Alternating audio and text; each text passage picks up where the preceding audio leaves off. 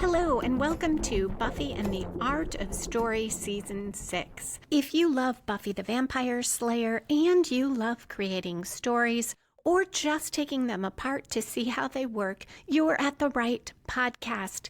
Today I'm talking about As You Were, where Riley returns in search of a demon and forgets to tell Buffy he got married. I am Lisa M. Lilly, mystery and thriller author, story coach, and founder of writingasasecondcareer.com. Along with a breakdown of As You Were, I'll talk about how and why Buffy grows through seeing her life through Riley's eyes, whether Spike and Riley act in character, and whether Riley's wife is a real character, why Riley looks taller, literally and metaphorically, in this episode, and the heart of Buffy's inner struggle over being with Spike. As always, there will be no spoilers except at the end when I talk about foreshadowing. Okay, let's dive into the Hellmouth. As You Were aired the first time February 26, 2002, and was written and directed by Douglas Petrie. The opening conflict is emotional. At the Double Meat Palace, Buffy cleans the grill while her male co-worker does nothing but stand around pontificating about job security and the politics of Double Meat Palace versus other fast food places. He talks down to Buffy because she dropped out, as he put it, of college, and when she doesn't know who Machiavelli is, which I kind of wonder about. We've seen Buffy, even in high school, know a lot of literary and historical references, but okay, maybe she missed that one. Buffy clarifies she's reapplying to college, and he tells her patronizingly, good luck with that, as he leaves for night classes. In the graveyard, Buffy sings Double Meat's Double Mix jingle, then comments aloud how she can't get it out of her head.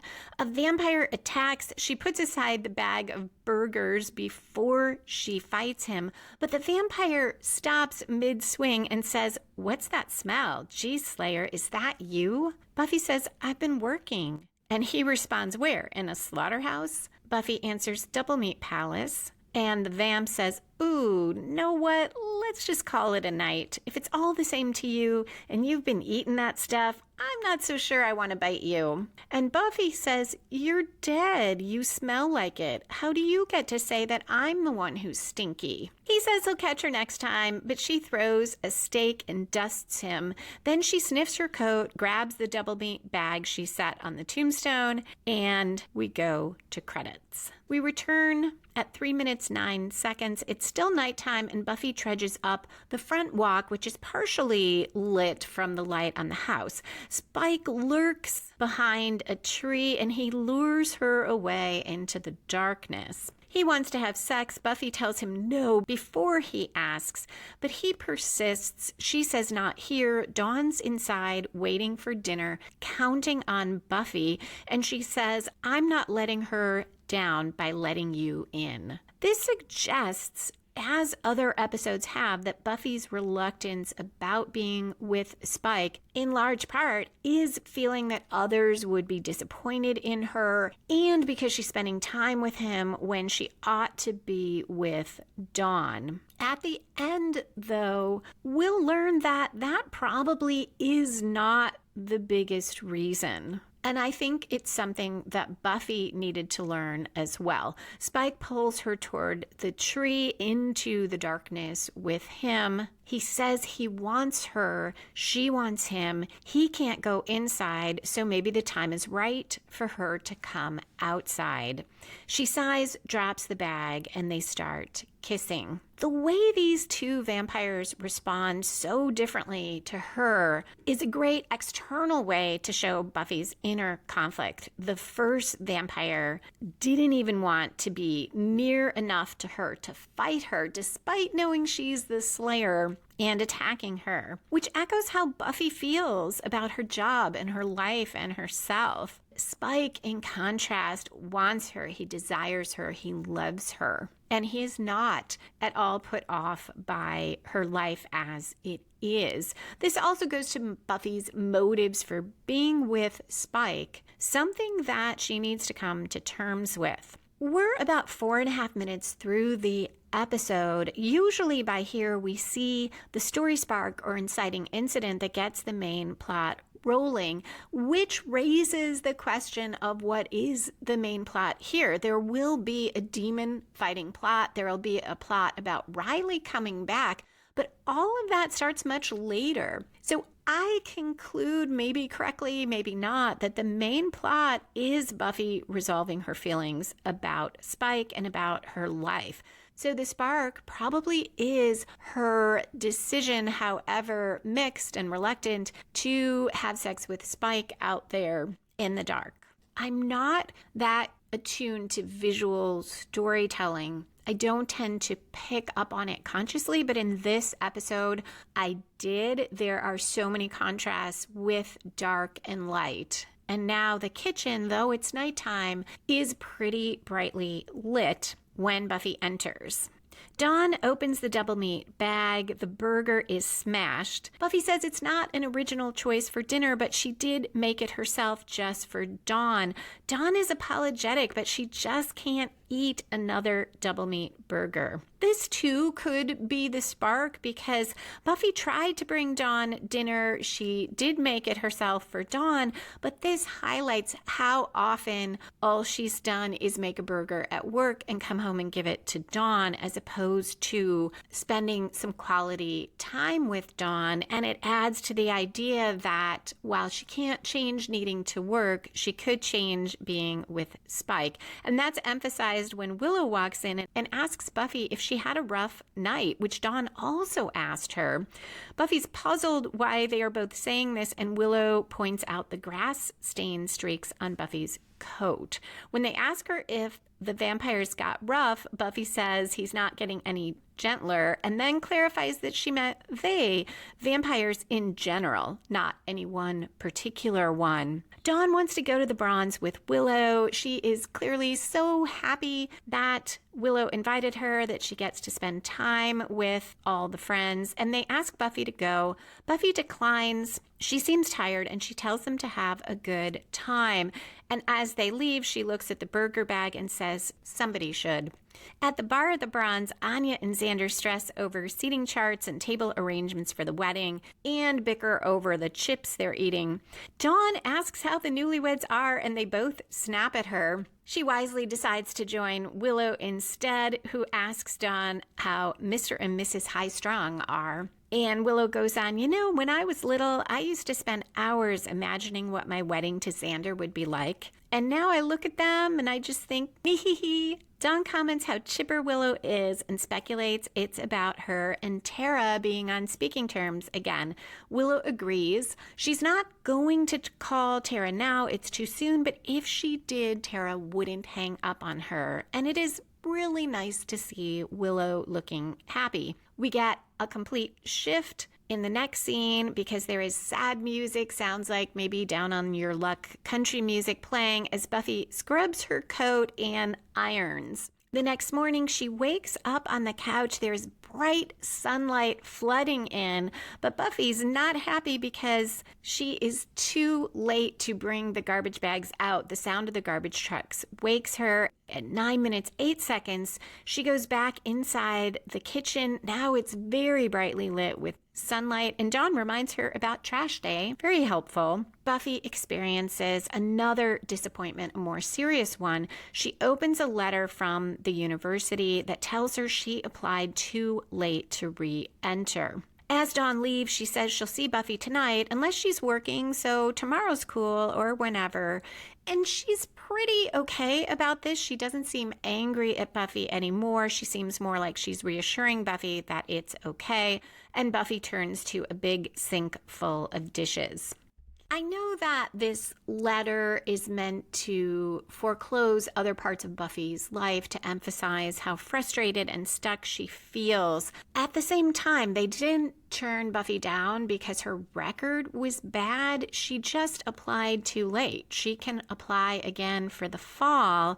And yes, when you're 21, waiting until the fall can feel like forever. The letter tells us the deadline was January. Also, Buffy's depressed, so that can make everything feel overwhelming, can make you feel like you can't solve anything. And perhaps because Buffy was depressed, that's why she sent things in too late. So she may feel even more overwhelmed. But every time I watch the episode, I stumble over this a bit because it feels contrived to me and too easy to see that the writers are trying to purposely build up how trapped Buffy feels and how bad things seem to set up when Riley returns. At work again, Buffy flips burgers while the same guy, who seems to be some sort of supervisor, pontificates some more. Then he asks if she heard back from college but doesn't respond when she says she did. He tells her to go handle the customers at the counter, and at 10 minutes 35 seconds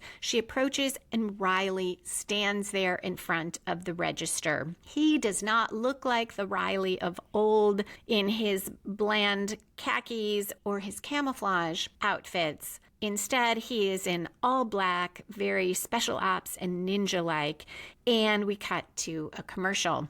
On return, Riley apologizes for just dropping in, but he needs Buffy for a mission. Buffy is so stunned that she mostly isn't responding to what he says, though she does say things. For instance, at one point she says, "My hat has a cow." She also asks if he was always this tall. And this is another visual part of storytelling that I noticed, because the camera angle emphasizes the height difference between them in a way that I don't think was ever done before. In fact, my guess is they did their best to minimize that. Sarah Michelle Gellar is, I can't remember her height, but it's a little bit short for a woman. And most of the time, my sense is the directors try to minimize that difference. But here we really see how tall Riley is compared to Buffy. And I'm sure that's deliberate because it symbolizes how Buffy feels about Riley and about her own life. She feels small compared to him. He seems so amazing. He picks up on how stunned she is and apologizes for putting her on the spot, but he says he needs the best and specifically says, quote, "I need you, Buffy," end quote. From Sarah Michelle Gellar's expression, we can see Buffy come back to herself. Her expression shifts. She's focused. She takes off her hat, sets it on the counter, and walks out with him as that annoying guy calls after her. I see that as the one-quarter twist, that first major plot turn. It came from outside the protagonist, which is Buffy. It came from Riley. It spins the story in a completely new direction, no question there, and it raises the stakes. There is some sort of dangerous mission here. This is one of the strongest one-quarter turns that we have seen because it is such a shift. Also, Buffy makes a commitment here, something we often don't see until the middle of an episode, and it can have so much power there. And here, perhaps even more. She just walks out on that job knowing that she could lose it. Now, probably she won't. We saw Buffy do a more extreme thing and get her job back. We know Double Meat doesn't want to retrain people, and she can probably come up with some plausible excuse about why she left. Nonetheless, it's a commitment. She does not hesitate. She goes right out there with Riley. Outside, she laughs a little at all Riley's James Bond gadgets, which she says is so cute. She forgot about that. He tells her about the Savolti demon he's tracking. The Savoltis are breeders. They're very fast, very aggressive. And if they get out of hand, they'll win a war with the humans. I love this because it very subtly foreshadows the other thing Riley's going to fail to tell Buffy, which is that he's not tracking the Savolti to kill it, but because they want to stop it from laying its eggs. That part about breeders, though, is woven in there with all this other information and all that's going on for Buffy emotionally. And I never noticed it until taking notes for the podcast. After he talks about how aggressive they are and how fast, Buffy says, "So they're like really mean tribbles." Sorry, I've been dealing with these these geeks. It's a whole thing. This shows a difference here too, highlights it. Riley is chasing this dangerous demon that could take out the entire human race, and she's battling 3 geeks from high school who right now are winning because they are hiding. The tribbles part does also go to the multiplying or breeding aspect, but it's played for humor, so I did not, as an audience member, pick up that that was important about the demon other than to show how dangerous it was. At 12 minutes 49 seconds, the demon appears. Buffy and Riley fight. It's big, it's slimy, it's kind of goofy looking, seen from today's perspective about special effects, and it gets away. They switch to Riley's giant black SUV after another skirmish. At the time, that added to Riley's special ops James Bond feel because you didn't see big black SUVs on every United States street like you do now. It was sort of this cool special ops kind of vehicle. Riley asks how Buffy's doing. She says it's a complicated question, and Riley responds, I hear you. Got some big stories to tell you too, if we get half a second. Buffy says, did you die? Riley responds, no. And Buffy says, I'm gonna win. He gives her a black suit to wear instead of her glowing orange uniform that'll draw too much attention. So we get a visual transformation of Buffy from her double meat striped orange uniform with the cow on the hat to Buffy in black, looking more like her Slayer self and also like Riley. The two of them joke about his Black Ops life. He tells her seriously that there aren't many people he'd ask to risk their life for him, and it's really good to see her. He also says he loves her haircut. All of which makes it stranger to me later that he did not mention being married. There was clearly time to have a conversation, so it had to be intentional on his part. Maybe not in a way to make things awkward later, maybe just because he wasn't quite sure how to raise it. But it does make me like Riley less in the episode, and I don't think that was the writer's intent.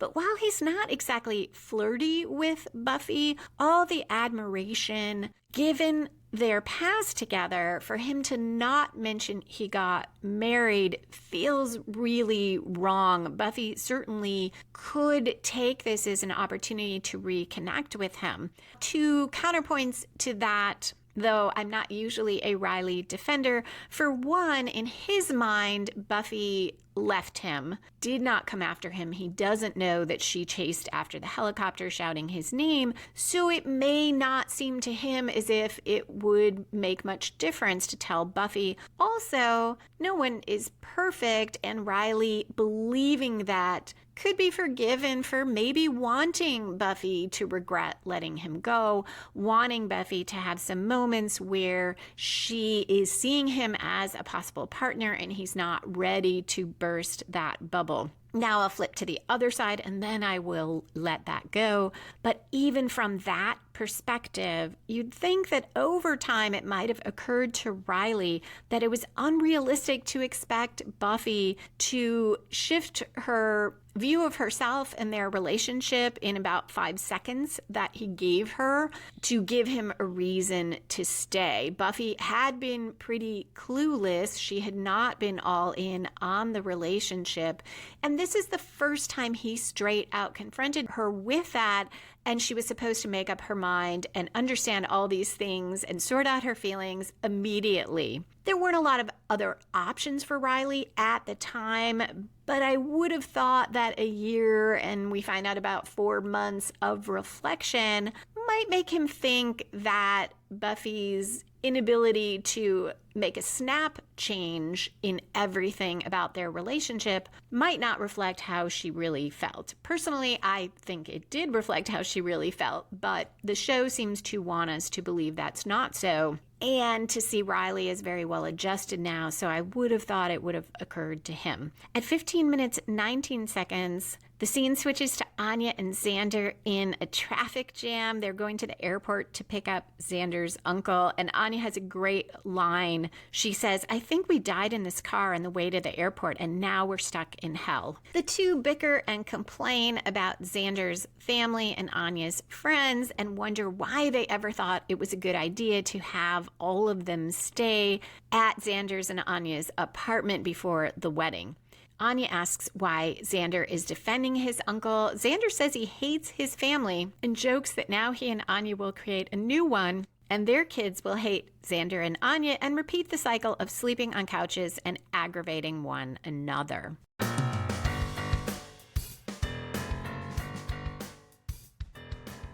As those of you who have listened to the podcast for some time know, I tend to go in a lot of directions creatively. I do this podcast, I write novels, I write books for writers, and I turn the Buffy and the Art of Story podcast into books. Season 3, part 1 is almost ready for publication, so hopefully in the next episode I will be letting you know when and where you can get that. I also still practice law, though on a project basis, so sometimes I'm not doing anything with it, sometimes it keeps me very busy, and I teach legal writing and research. I'm telling you this to share something I've been struggling with, which is that all of that creative work adds a lot of non-creative work, administrative work, business work. Much of it involves distributing all those different things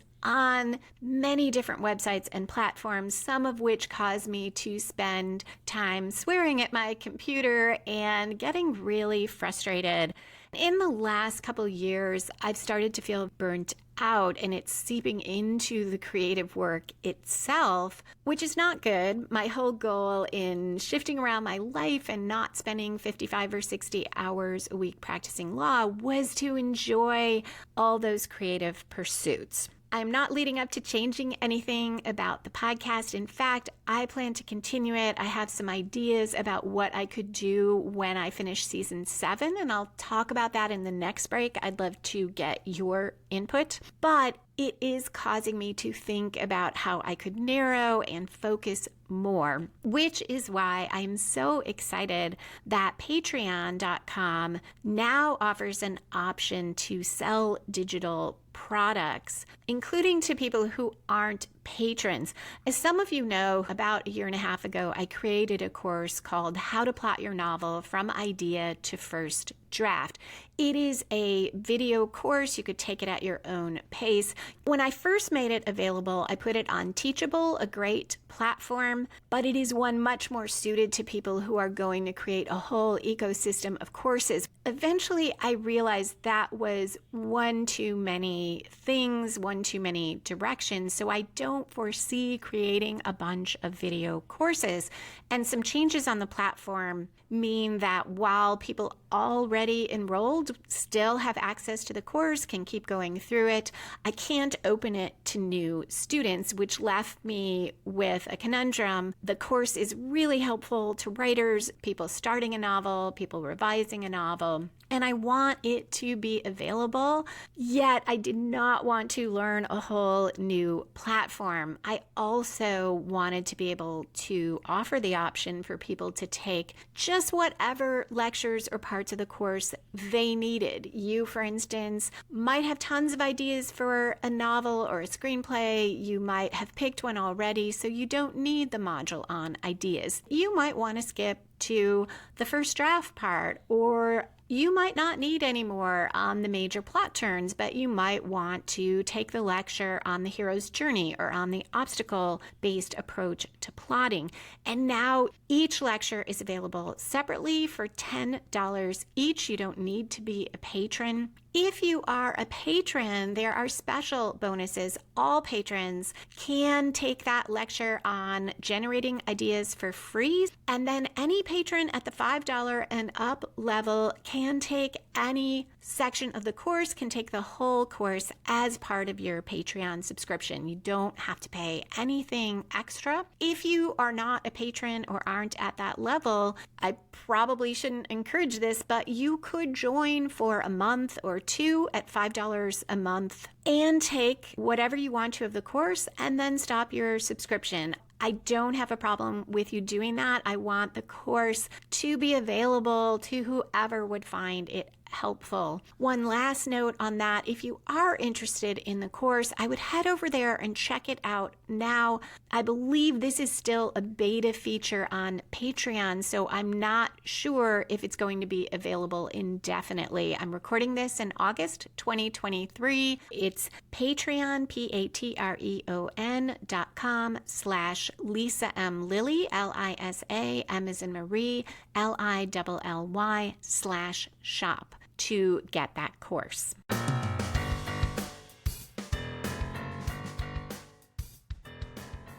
At 16 minutes 32 seconds, Riley and Buffy arrive at a bridge very high over a dam. Buffy is clearly admiring Riley as they sort out what to do. They rappel down on Riley's single zip line. He only has that one, so he holds Buffy in his arms. Below, they fight the Savolti demon. They get thrown back together against a wall. They're almost embracing, looking into each other's eyes, and behind them, a woman in similar Black Ops clothes rappels down and says, "Hey there, what exactly are you doing with my husband?" And we go to a commercial. Riley introduces Sam and Buffy on return. Buffy stares at Riley. Sam says, "Pleasure," and Buffy says, "Demon," and the demon attacks again. A fun, funny exchange. Sam jumps into the fight. As Buffy recovers from the shock, Riley starts to fill her in. He's been married about 4 months. He meant to tell her. Demon fighting brought him and Sam together. Riley dives into the fight as the demon starts to get the upper hand.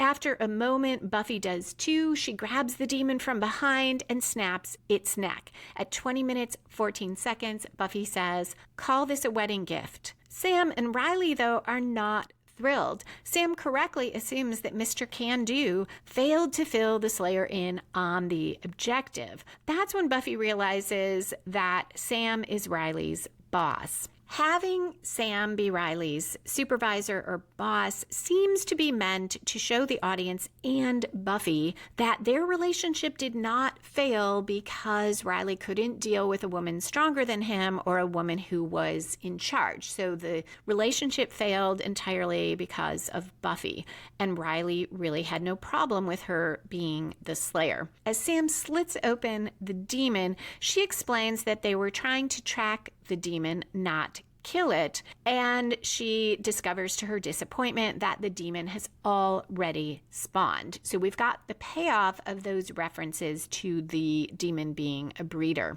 This happens about 21 minutes, 10 seconds, and it strikes me as the midpoint reversal in a couple ways. It's a huge reversal in the emotional plot. Not only does Buffy learn that Riley is married when they had been mutually admiring each other and she was starting to feel a little more like herself, she also discovered that it seems it really was her fault that Riley left, or at least that the problem was not that Riley couldn't handle her being the Slayer. And she now screwed up their entire mission. Not her fault, but nonetheless, she's the one who snapped the demon's neck. Now the sense of reversal escalates because she's going to have to take Riley and Sam to her home, probably the last thing she wants to do. But Sam says, "Buffy, I'd hate to impose further, but you got a safe house?" And Buffy says, "I have a house. I think it's safe. Sometimes you can't even leave," referring to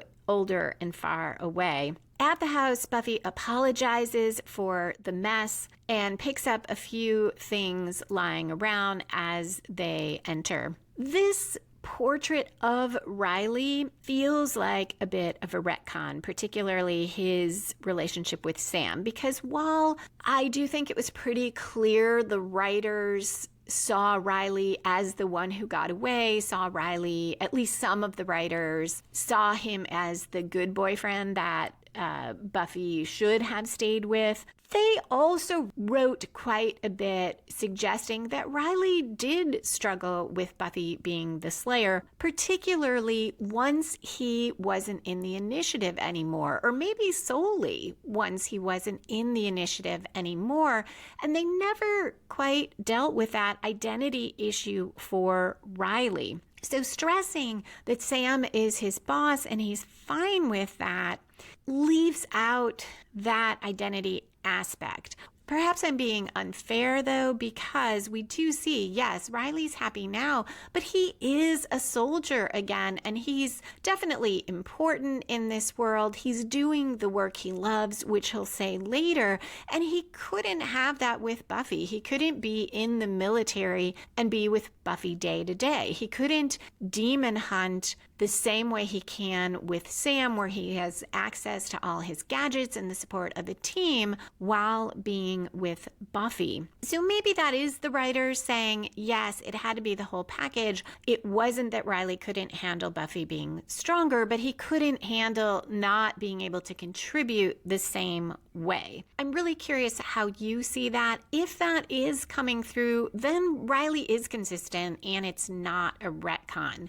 Until I started talking about it here, though, I saw it more as, hey, look, Riley was great all along. He had no problem. It could have worked out terrific with him and Buffy. Dawn is standoffish with Riley because of the way he left. Xander, too, alludes to it, calling Riley a heartbreaker, sort of joking, but also a fun allusion to the way Xander seemed to have had a bit of a crush on Riley. Willow takes Buffy aside and offers to hate Sam for her. Buffy doesn't want to seem petty, but Willow says that's the beauty of it. As the best friend, she can hate Sam for Buffy. Riley and Sam explain about the demon and how it came to Sunnydale to lay a nest of offspring. Riley worries that Dawn shouldn't hear about the gory details, and Sam wins lots of points by calling Dawn a young woman who can handle it, obviously. In between, Xander asks about Riley's and Sam's wedding, and Sam wins points with him too, giving great advice. Buffy admits she killed the demon so she can't track it, and Sam is perfect here too. She tells Buffy it's good that she killed the demon before it killed them. Buffy looks sad as Riley and Sam join hands as they talk and tell everyone the eggs are being sold on the black market. There's a demonic dealer known as the Doctor suspected of holding and brokering the eggs. I question whether Sam is meant to be a real three-dimensional character because she is so perfect. She is going to make a mistake with Willow, but she'll quickly correct that. And later she is just so humble with Buffy. And it doesn't feel put on. It feels like that's how she is. So the ideal wife, so the ideal person, trying to make everybody feel good, saying absolutely the right thing, that it's hard to see her as real. And it could be we are seeing her through Buffy's eyes, and just as Riley looks taller, he and Sam look like they have the perfect relationship. Sam suggests Willow use magic to help and raves about all she's heard about how powerful Willow is, and Willow, upset, says she can't, she's an addict, and walks out. Riley suggests Sam and Buffy search for the nest, and he'll look for the dealer, go to Willie's and some crypts he knows. A nice, quick foreshadowing of him finding Buffy and Spike later. Something else I did not pick up on until taking notes for the podcast. At 25 minutes 42 seconds, Sam finds Willow in the kitchen, apologizes, tells her about shamans she knew that got addicted to magic and didn't survive. And Sam says how much she admires Willow's strength and that Willow was able to cope with and beat the addiction. Willow says nothing but looks much less upset. The scene cuts to Buffy and Sam in the graveyard. Sam feels like she's meeting a legend patrolling with the real-life Slayer, and she's also awed by Buffy personally because of how many good things Riley said. Sam shows no jealousy, which does illustrate how secure she is in her relationship with Rye, as she calls him. And she is open enough to admit that she could tell how much Riley loved Buffy, though he didn't speak about it a lot. Buffy says Riley thinks she let him go, almost as if she's about to say that she didn't, but thinks the better of it. And Sam asks if she wishes she hadn't. Buffy says she wishes things were different, but not in a way that would cause problems for Sam or Riley. Sam tells her Riley finally got over her, but it took a year. She asks if Buffy's seeing anyone, and Buffy stammers a reply about taking time to herself.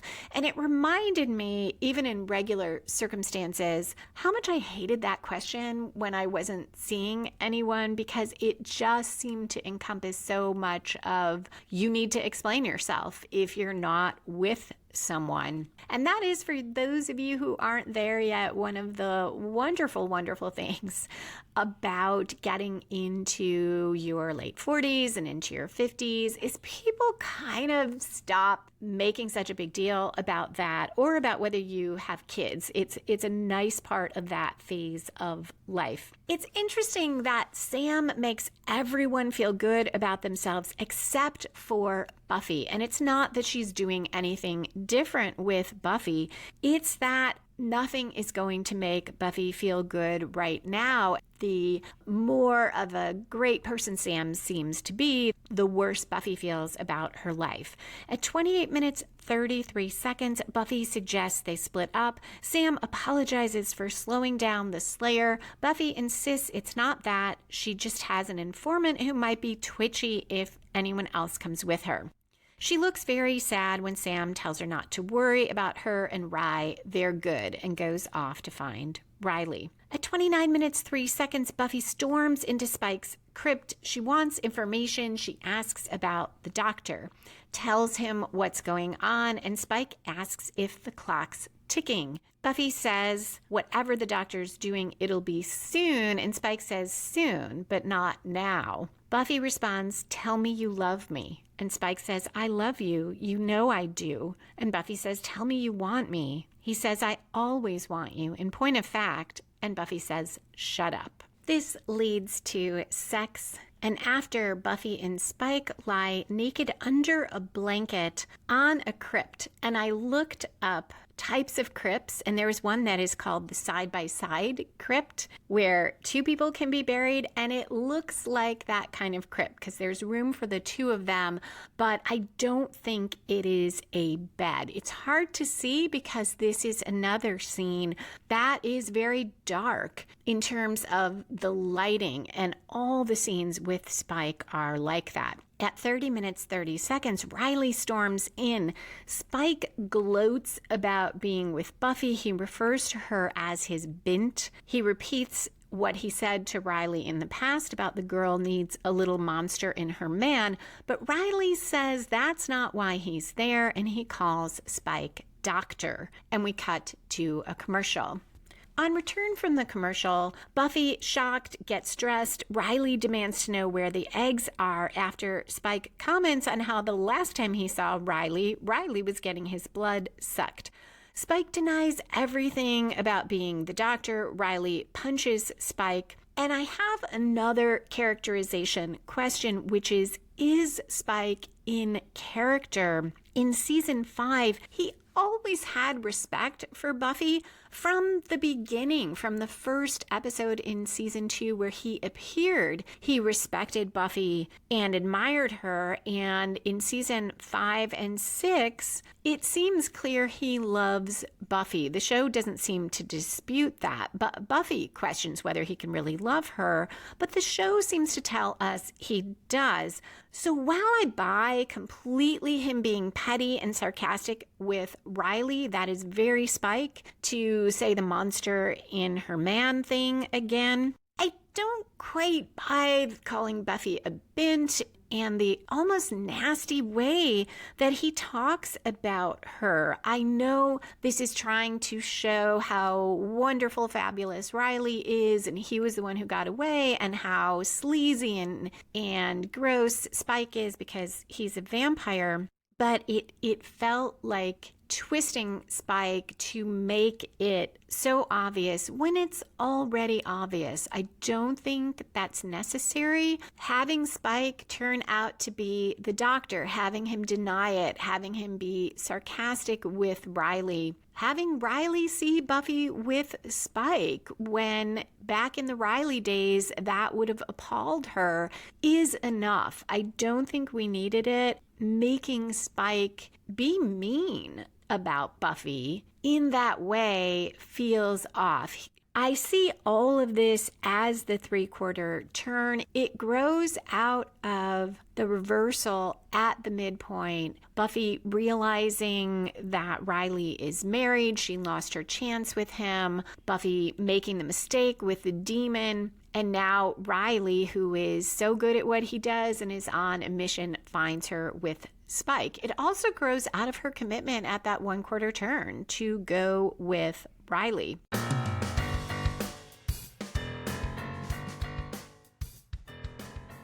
Here is what I am thinking for once I finish season 7 of Buffy. I'd like to look at the character arcs for different major and minor characters, a little bit like I did with the Buffy bonus episode where I looked at Buffy's arc from her perspective of coming back from the dead in the beginning of season 6. I looked at from when she wakes up in her coffin through that episode and the end of the next one to see that story. But this would be on a bigger scale. For instance, there might be a Willow season or more than one Willow season, and I wouldn't recap every episode the way I do here, but I'd look at groupings of episodes for each podcast and see how does Willow grow and what happens. She might get more than one full season of the podcast because she is there throughout the series, where a character like Faith might get one season, Giles might get one season or 2 seasons, and so forth, and the seasons would be different lengths. So that's my thought on that. I would love to hear if that sounds appealing, if there are particular characters you'd really like me to cover or not. I will include characters that I don't love as well. I love Faith, I love Buffy, I love Giles, but I would look at Xander's arc, I would look at the Geeks arcs. They might have a combined season. So please tell me what you think. You can find me on Instagram or Twitter, which I guess is now X, at Lisa M. Lilly. You can comment on the Buffy and the Art of Story Facebook page, on Patreon, or email me at buffystorypod@gmail.com. Also, thank you to everyone who has rated or reviewed the podcast on your podcast apps. It helps make it visible to other listeners who might want to hear more about Buffy and about story. So thank you very much for that.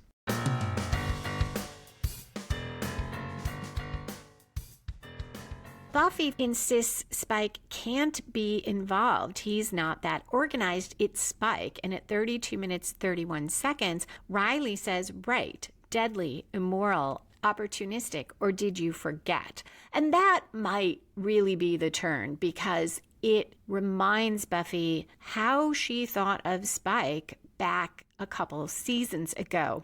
Riley heads to the underground level of the crypt to search. Buffy follows. And we have a new direction in the monster plot as Buffy and Riley deal with whether the eggs are there, and we'll find out they are, and the emotional arc shifts significantly as well.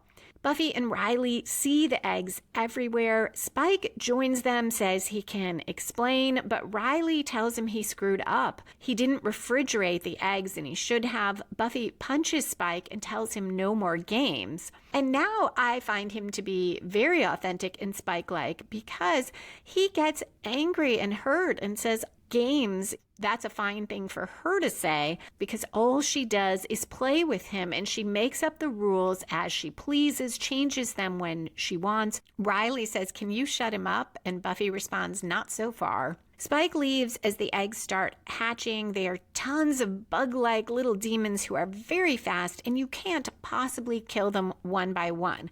Riley and Buffy climb out. Buffy grabs a grenade from Riley's belt, throws it down into the lower level, leaps on top of Riley to help protect him or shield him as it goes off. This is very symbolic, Buffy being the one to throw the grenade that destroys all of Spike's underground lair. It's a metaphor for ending her hidden life with Spike. She also shields Riley, symbolically shielding that part of her life, or perhaps reclaiming it. At 34 minutes 41 seconds, Anya and Xander are hiding in their bathroom while their friends and family members argue. It sounds like people are throwing things. Anya's upset right now that Xander is so enamored of Riley and Sam and their wedding. He reassures her he doesn't think that they have a better marriage than he and Anya will, though he does have a hard time picturing them hiding out in a bathroom. But he points out he has no idea what their wedding was like. And Anya says, "So our wedding is not our marriage." And Xander says, "Separate things. One fills me with dread akin to public speaking engagements." And Anya says, "And that would be the wedding." Xander continues, "Which will be over soon." Anya says, "But our marriage." And Xander says, "That lasts forever." Anya says, "That works out nicely then." They clearly both feel better, and there's a crash from the other room. At 38 minutes 37 seconds, Buffy and Riley exit the magic box. Riley tells her his mission isn't over. He's authorized to take out the doctor, and does she want him to do that?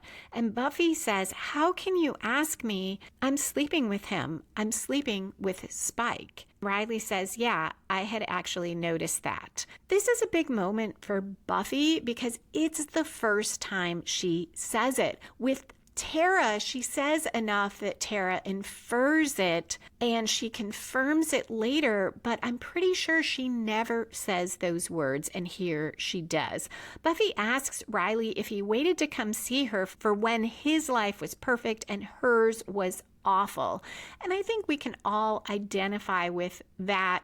Or maybe it's just me, where you're at this terrible place in your life, everything seems to be going wrong, and maybe an ex turns up and it looks like their life is fabulous. Riley, though, says it's not easy for him either. He was terrified about seeing her again, and Buffy responds, "Well, I'm sure my incredible patheticness softened the blow for you." Riley says, "I don't know what you're talking about." Buffy says, "Riley, please don't patronize." And he cuts her off and says, "Hey, you want me to say that I liked seeing you in bed with that idiot, or that blinding orange is your very best color, or that that burger smell is appealing?" And Buffy says, "You smelled the smell?" Riley says, "Buffy, none of that means anything. It doesn't touch you. You are still the first woman I ever loved and the strongest woman I've ever known. And while I'm not advertising this to the missus, you are still quite the hottie." Another moment about Spike, I get Riley calling him that idiot, but it also erases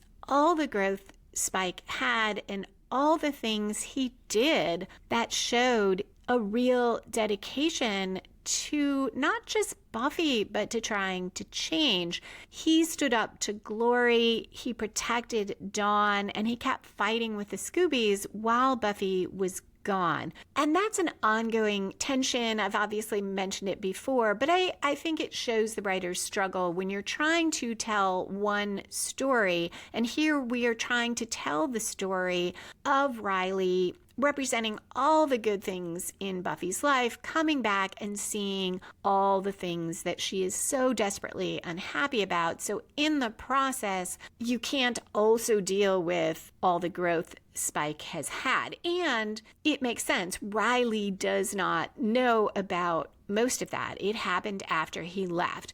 And it makes sense, I guess, that Buffy is not going to fill him in on that, it would sound like rationalization, and she's not herself in touch with that. For her, that is not enough to make what she's doing okay or to see Spike in shades of gray. Riley now tells Buffy that it's not about who's on top, and he knows how lucky he is. He loves his work and his life. So I like that Riley acknowledges the work, and that's what makes me think maybe the writers do see that it's that combination that Riley needs.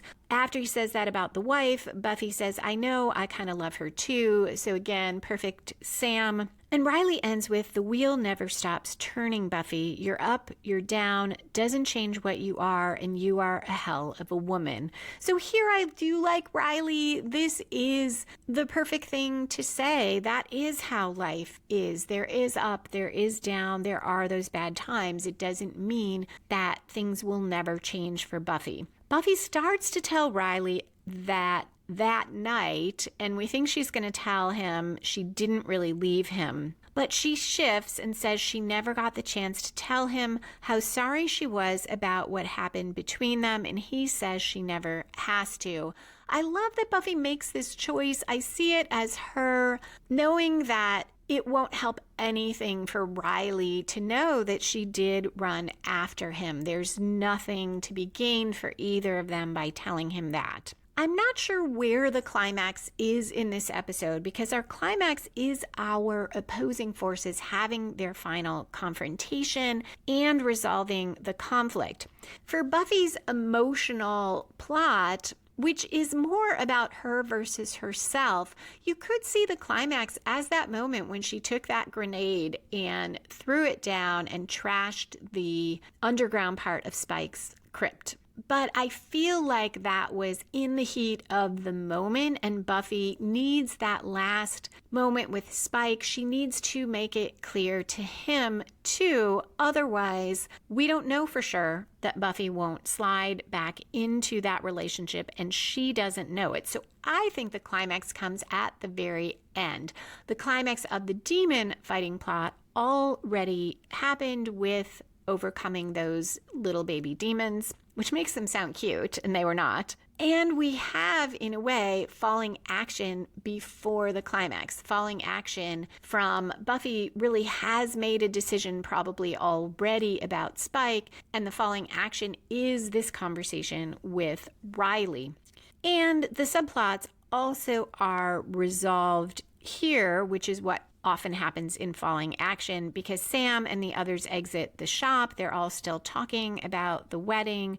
A helicopter appears overhead with a bright light. Dawn hugs Riley, and Sam and Willow talk about having each other's email addresses to keep in touch. A zip line comes down, and Riley and Sam together get on that zip line, much as Buffy was on the one with Riley, and they're taken up into the bright light from the helicopter. On the ground, everybody waves, and Willow, though still waving and calling goodbye, leans over to Buffy and says, "What a bitch." Now the last scene, which you could see as falling action if we feel Buffy has already faced those parts of herself, and this is just tying it up. But I do think she needed to do this to reach that resolution. So I see this as the climax in the Buffy versus Buffy plot, where Spike is standing in for that part of Buffy. And of course, for him, this is for him the main plot, and this is the climax. At 40 minutes 4 seconds, during the day, Buffy appears at Spike's crypt, which is in shambles. She's dressed differently. Not in the orange like the Double Me, not Black Ops like Riley, but in a lavender top with ruffles. It's unlike anything that I can remember Buffy wearing, and it goes with that different visual look. This is a different Buffy. She tells him she's not mad at Spike about being the doctor and says, quote, "That's just you. I should have remembered," end quote. He starts to interrupt, but Buffy says, "It's over." And Spike, not surprisingly, responds, "I've memorized this tune, love. Think I have the sheet music. Doesn't change what you want." And Buffy says, "I know that. I do want you. Being with you makes things simpler for a little while." So she's acknowledging aloud what her motives are and that she does want Spike. And Spike says, I don't call 5 hours straight a little while. But Buffy says, I'm using you. I can't love you. I'm just being weak and selfish. And Spike says, really not complaining here. But Buffy says, and it's killing me. I have to be strong about this. I'm sorry, William. This brings it full circle from Fool for Love, that episode where Buffy went to Spike to find out about the other Slayers, and in the process learned about Spike and Cecily, or at least the audience learned. Cecily told Spike he was beneath her and called him William.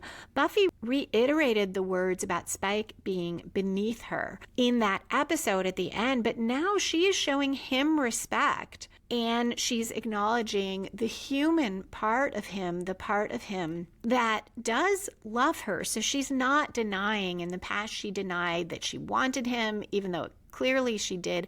And she denied that he could love her and that he did love her. She told him he couldn't love. But she is acknowledging that and walking away. She walks out of the crypt into the sunlight, in contrast to the darkness with Spike and even to the darkness when she's hunting the demon with Riley. She is in the sunlight. For all that I've had a few issues with this episode, I do think it answers my question, and I had forgotten this, about why is Buffy so unhappy and so troubled by being with Spike. It's not what I had wondered about. It's not that she can't be in a relationship where she has sex without love. We don't get an answer to that. Maybe she can, maybe she can't, or at least a relationship heading toward love. She didn't love Parker when she slept with him, but she saw it as the beginning of a romantic relationship, not just sex for fun. So we don't know if Buffy's okay with that, but here we learn that isn't the issue. It's not that she has trouble with the idea that she just wants to have sex with Spike and doesn't love him. It's that she does believe Spike loves her. She does see some good and humanity in him, and she feels wrong about using him because she doesn't love him. Now, to accept this, we have to accept that Buffy doesn't and can't love Spike. She says she can't love him. And we don't know, is that because of how she personally feels about who he is? Is it because he's a vampire and doesn't have a soul? That seems to be the implication. But whatever the reason, she knows he loves her, and she feels so wrong about it and so bad about it that it is killing her. And it's that. It's not that she can't tell people. She's not probably comfortable with what people would say, but she told Tara. Tara was very kind. Riley wasn't awful about it, as you would expect him to be. These things would lead Buffy to believe that it wouldn't be so awful if other people knew, and that, I think, also allows her to come to terms with that's not the issue. It's how she feels about it. That is the part I like best about this episode, that Buffy discovers something about herself that has been driving so much of this season. That is it for this episode, other than foreshadowing, which does include spoilers. I hope you'll stay around for that, but if you don't, and you have found the way I break down plot helpful and want to try it for your own writing, you can download free story structure worksheets at writingasasecondcareer.com/worksheets. Thank you so much for listening. Come back in 2 weeks for the next episode, Season 6, Episode 16, Hell's Bells, the Anya and Xander wedding episode.